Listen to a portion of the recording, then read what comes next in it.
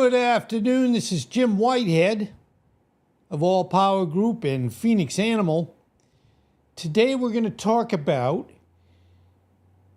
training wild horses. Now, I'm going to be honest. I don't do enough horse videos. And I love them as much as all the other animals I talk about. So I know some would go, hey, it's being a little unfair here. So anyway, I've got my chat open. If you want to ask any questions, I certainly would appreciate that. So anyway, the title again is The Day in the Life of a Wild Horse Trainer. It begins, and I don't really necessarily like getting up early, but I guess I did when I was younger. But bottom line, it's an early morning routine that the trainer starts first with a quick check of the horses and preparing their breakfast. I guess if you want to be starting out being friendly, bring out the food. So there you go. And, you know, I talk about animals and, I honestly love animals. And I know sometimes people go, oh, it's just a YouTube channel and I don't know if I really believe what he's saying, or he's chosen this because he thinks it's going to make him rich. What I've actually found on YouTube is I'm kind of a G-rated channel, which is exactly what I want to be. I don't want to be controversial. I don't want to dwell on other people's bad happenings or misfortunes. So and it's like when I watch a movie with my wife, I'm not happy if it isn't a happy ending. And I know you'd say, well, but Jim, it's a movie. Doesn't make any difference. I don't want or like unhappy endings. So we try every day. Don't mind me. I keep looking over to make sure if I'm picking up any questions from those that are hopefully with me. Anyway, there he is feeding our wonderful horse. It looks like fruits, berries, and some other form. And thank you for the like. And I know you're probably saying, yeah, Jim, why don't you do more horses? And there's no real good reason. So I'm gonna do my best. So as the horse is eating breakfast, the trainer discusses their philosophy of gentle handling and the importance of building trust before starting any training. And that is true in just about everything you do. You know, if you're a boss or you're a manager, if you are kind of the right type of manager, you want to develop and build trust with your employees, that you're going to be honest with them and they're going to know what they need to do it right. Okay. The trainer demonstrates the process of grooming, there you see, and feeding the wild horses. And I showed you that. Now, I admit, I've been with a lot of horses, and sometimes you're not sure what they're thinking. But the moral of the story is be as nice as you can to them, and things should be good. So let me do something real quick here. Thank you.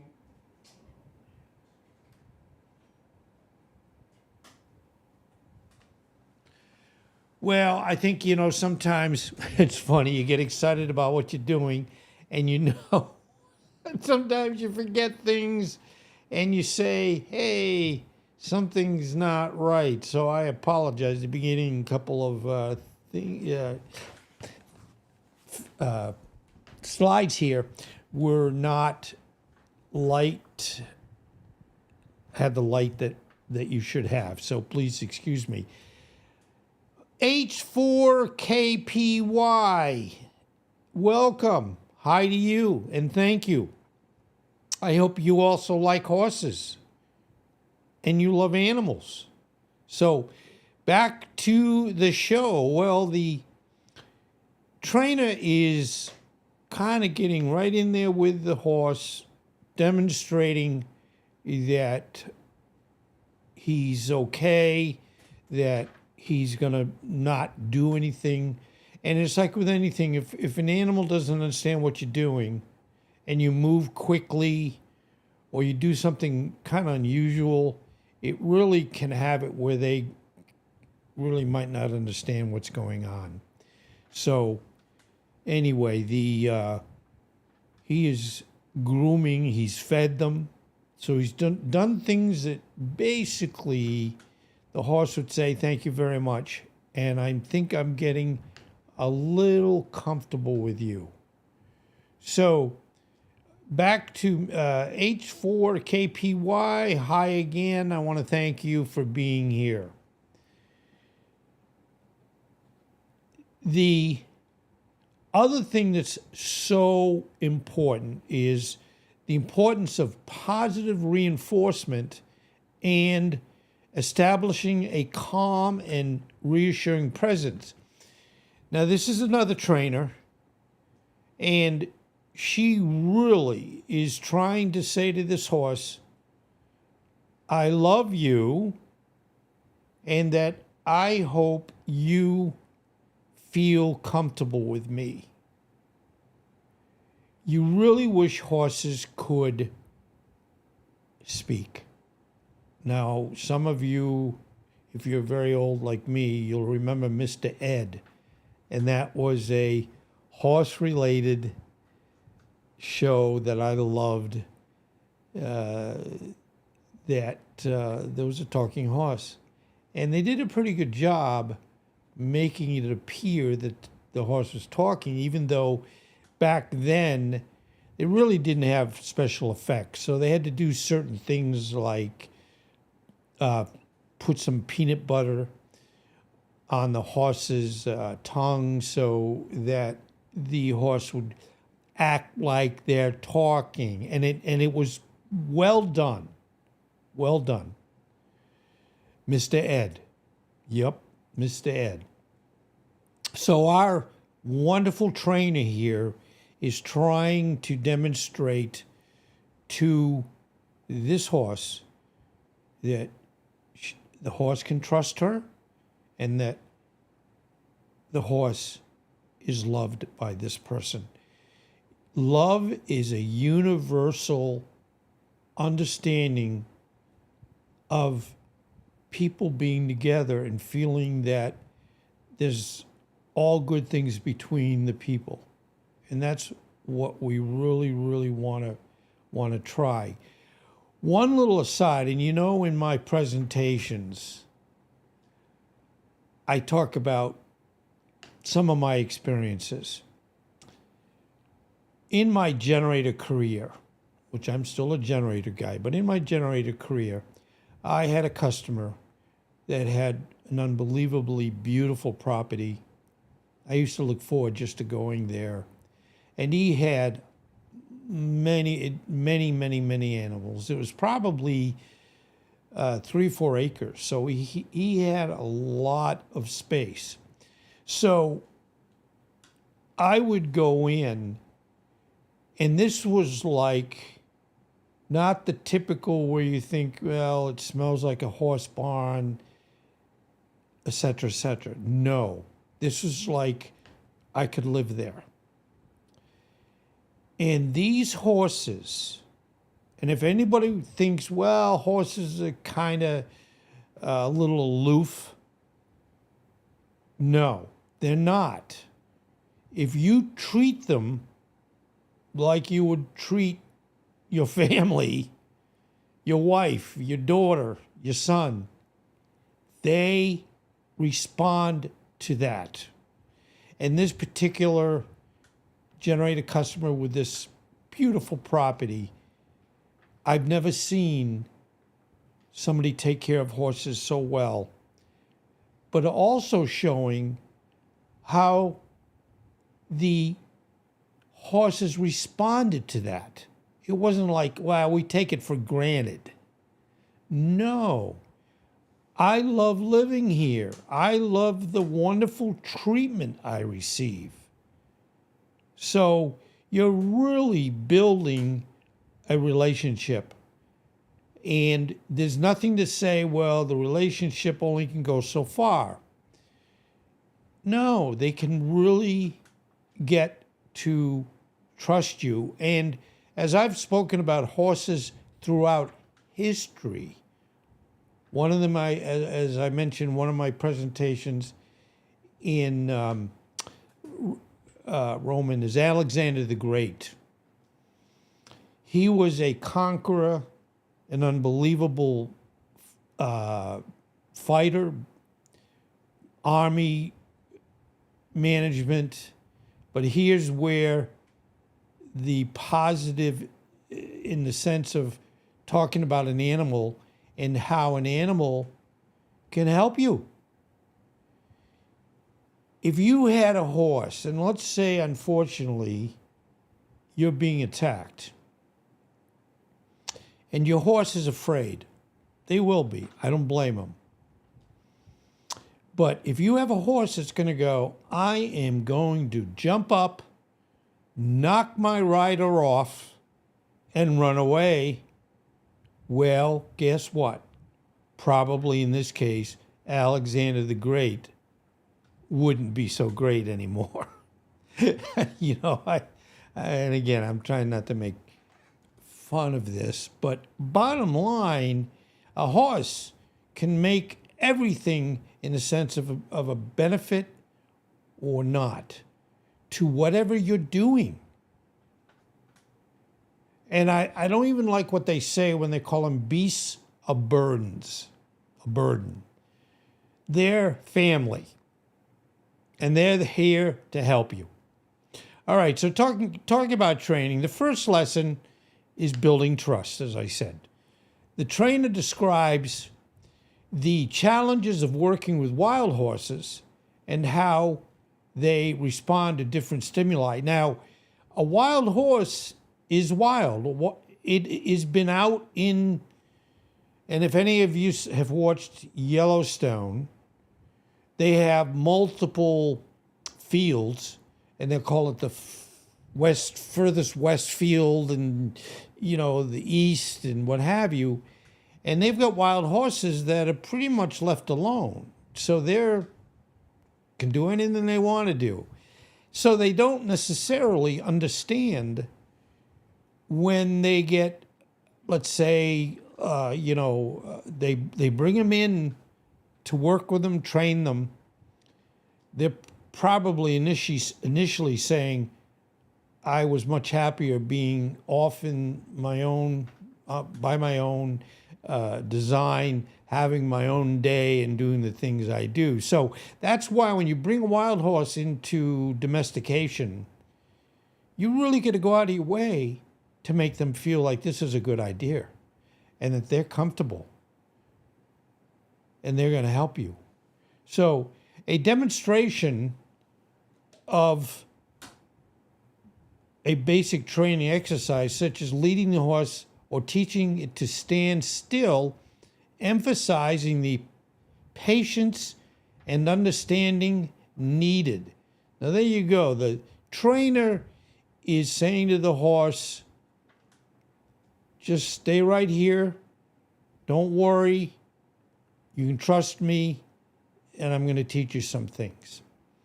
So, you know, all trainers would certainly share insights into the horse's behavior and explains the importance of recognizing and responding to their cues. I'm sure, talking about this gentleman that had the unbelievable horse barn and culture, I know the horses, and when I came up to them, they were like, "Who are you? I don't know if I trust you." But when he would come up to them, or his daughter, they would be like, "You're the best. I love you. Just tell me what you want me to do." And this particular daughter would ride these horses. She also would take them to shows for showing, beauty and compliance to certain things they need to do. What she did, they had within where, in the case of this like corral that you're looking at, they had these massive, I've never seen this before, massive mirrors. And so when they were going around in circles and doing different, how would you say, maneuvers, both her and the horse could see it from different angles. That is pretty cool, and I had never seen that before. So the horse would say, "Whoa, is that me?" Because again, we recognize a horse might not understand their reflection. And, that's probably a part two that we talk about down the road. Can a horse recognize when they see themselves either in, let's say, a pond, if they're looking down to drink water, or in this case, these massive mirrors that covered one whole side of this large training area? And I'm talking large mirrors. So, I mean, no one's going to go, "Oh, I didn't really see myself." Well, you did. And let's hope it went well. But the point, the horse probably even gets used to that. And they're not dumb. Animals are not dumb. And we think because they don't talk in the sense of language that they're not smart. In many respects, they're probably smarter than we are, really, when it comes right down to it. I think my little Jamie, who I bring up from time to time, I think she is smarter than I am. Hey there, Mr. Anchor Singh. Welcome, Mr. A, right? How are you? I am good. And thank you for being here. I hope you like horses. Because again, as I said when I first started, I was not doing enough presentations on horses. I was doing elephants, but mainly I was doing cats and dogs. And I'm sure, the horses are glad they're back. So anyway, the biggest thing again is getting the horse to understand what you're looking for and providing very positive stimulus and congratulation to and supporting their moving forward and doing things that they wanted to do. Now, here you can see the trainer recounts a specific challenging situation they faced with a wild horse and how they overcame it. And I'm not saying horses don't go in the water, but this is probably one training situation that a wild horse wouldn't probably automatically do on its own. So it overcame its patience and with understanding, it was able to say, I'm willing to run across this water. And the biggest thing that one would learn is the fact that I don't know how deep the water is. So it would be where you'd be saying, I'm going to ask them to go across water, and, they have to trust you that you're not putting them in water that's either, rushing, scary water, or real deep water, or water that's contaminated. So there's a lot of things of them trusting what you're saying. Anchor, I am from Naples, Florida, which is in the southwest section of South Florida. I came from the east side of Florida about a year and a half ago, called South Florida, East Florida. I'm originally from Rhode Island. Again, Anchor is asking. Rhode Island, as you know, is the smallest state. And it's funny, when anybody asks me, where are you from? And if they know Rhode Island, they'll say, do you know? I said, well, yes, it is the smallest state. But honestly, I don't know everybody. So, it's kind of funny that people think, oh, it's a small state, so you must know everybody. Yeah, I lived in Barrington, Rhode Island. I went to school at the Barrington schools, and then I went to the University of Rhode Island, which is in Kingston. That's South Rhode Island. It's near, in fact, and I worked out, and boy, did I have fun as a kid. And I'm 75, so I'm not a kid anymore. But, I went to school for college in University of Rhode Island.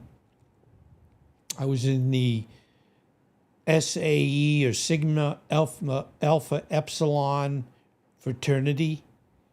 Do you want to know what SAE stands for? Besides Sigma Alpha Epsilon, it was, and of course, remember, hey, you're from India. Cool. Well, welcome, Mr. Singh. Anyway, we just had great times down there, and I had this wonderful opportunity. I mean, I had a great life growing up, and I still have a great life. You just hope that it lasts a little bit longer. I worked out on Block Island, Rhode Island, which is 13 miles off the coast of Rhode Island in the Atlantic Ocean. It was a wonderful island. It was, and I worked out there for 2 summers at marinas, tying up boats, and I'd get tips for signing, tying up boats, and helping all the customers getting ice, and it was a great job. Buck here, buck there. Today you couldn't survive on what you would get on tips. And when we had a storm, just when the summer was ending, and it was quite a storm, I had to help protect some of these boats. All the boat people, after the storm, they took up a collection and we were called dock boys because we were boys and we were on docks. They, collected money for us because we actually, in some cases, risked our life, believe it or not, because these boats could very well have hit each other a little bit, and they could have had some damage to boats. So we did everything to make sure they were okay. Answering Mr. Singh's question, it's 2:38 in the afternoon, and it's January 17th, to answer your question. Now here's, and you love to see horses in action because they're so agile, fast, and I know they love what they do as long as you start getting used to it. Now, as they progress, here's another demonstration of more advanced training exercises, like teaching a horse to yield to pressure being ridden or going in a circle. Because, a horse might say, I don't want to go around in circles. Because you and I don't want to go around in circles, right? Because we usually, if we're saying that, that means we're not getting anywhere. If we keep going around in circles, we're not accomplishing anything. So the horse says, "Ooh, why am I doing this? I don't understand why I am going around in circles." But anyway, everything they do, whoa, what are you doing up so late? Mr. Singh says it's 1:10 a.m. Wow. You know, when you get to be my age, I'm not sure how old you are, but when you get to be my age, we're in bed about 9:30. So, you know, we get up about 7:30. And the older you get, the more structured your brain gets to say, it's time to go to bed, it's time to get up, it's time to eat, it's time to go do your YouTube.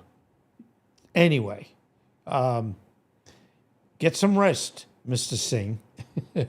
Anyway, you can see as they progress with writing and, as I said, going around in circles, that they're getting, and where they're starting to even trust you even more and respect.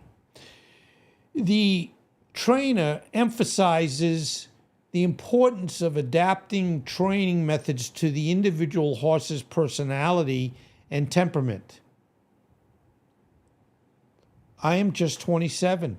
Boy, do I wish I was 27. Year, I don't get the rest of what that is, but 27. Old, okay. I'm 75 years old. Yeah, it was pretty cool when I was 27. I was probably kind of stupid, actually. Mr. Singh, thank you for being here. I see that you got to move on or go to bed, but thank you very much. It always is great to have the opportunity to talk with people all over the world. Wow, is this great or what? Mr. Singh, get a good night's sleep. Anyway, as I said, they would gear the training, and that's when the sign of a good trainer. It's not where we train all the horses exactly the same way. That's stupid. You've got to look at them and say, you know, this horse responds better to this or that, or, you know, I'm sure you would say some horses have, you know, a lot of things that they want to learn or don't understand, but they're there and you can teach them, but you got to be patient and you've got to get their trust. That's the big thing. Okay, nice, same as my grandfather. Well, okay, I have a grandson now. I'll adopt you. I haven't ever been to India. Okay, bye. Good night, Granny. I hope you do. I hope you're a comedian because you're good. You're good. All right, Mr. Singh. Thank you again. Okay, rewards and connections. I know sometimes you think I'm forgetting exactly what I'm doing, but no, not yet. If you see me staring into space, and you're going to say, "Uh-oh, it's time for Jim." Anyway, the trainer shares a heartwarming story about the bond they have formed with a particular wild horse they've trained. Now, you know, I'm sure every trainer, again, would say, well, that horse was on a scale of 1 to 10 in being trained and learning, an 8. This one was a 6. This one was an 8, 9. So they don't tell the horse that. They don't want to make the horse feel bad that they're not on the top of the list. But that's the sign of a good trainer, knowing where you need to go with that horse to make sure they do everything they can do. By the way, I'm growing a mustache again. I know it's like old people never know what to do. So I had beards, you know, it's like, get over it, right? But anyway, a demonstration of a horse's progress showing the positive transformation from untamed to trusting and responsive. In one of the Yellowstone episodes, one of the recent, because it did come to an end, there was, by the way, Mr. Singh, thank you for subscribing to my channel. And it is appreciated because you got to try to do your best for people and have it where they feel that they want to, again, listen to what you're talking about. The trainer stresses the profound connection they feel with the horse and how the journey of training is much about personal growth as it is about the horse's development. So in other words, well, thank you. Boy, I'll tell you, Mr. Singh, he's now saying that I'm looking good. you try to hide things. You wear these glasses, you wear headphones, whatever. I mean, you try to do your best.